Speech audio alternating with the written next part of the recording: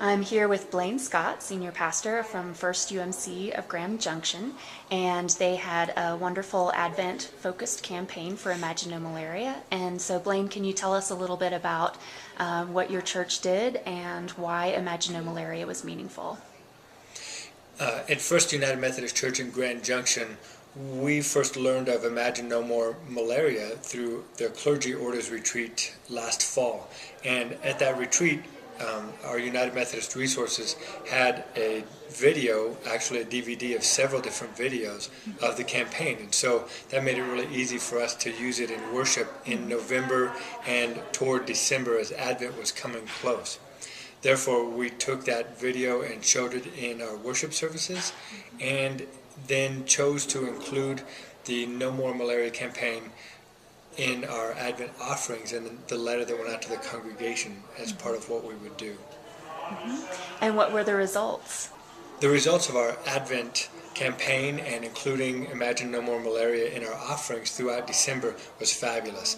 We were able to donate $4,000 to help kick off our campaign for the Rocky Mountain Annual Conference toward the goal of reaching our conference goals by May of 2014.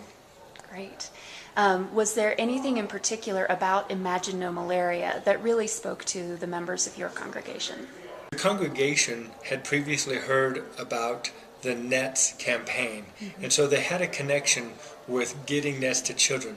However, it was when we showed the video about us, people like us, United Methodists, being in Africa, distributing the nets and showing them how to use them and how happy the children were to have them, that it really began to touch our hearts because we have children in the congregation as well. One of the grandparents said, "Oh, I'm so glad this can be like a Christmas gift for kids overseas." And I thought, well, if that's a way that's helpful to think about it, then God bless them and their giving. That's great. And does your congregation have plans to do more for Imagine No Malaria? The congregation will continue supporting Imagine No More Malaria, especially through May of 2014. I can easily imagine it being a part of our next year's Advent offering.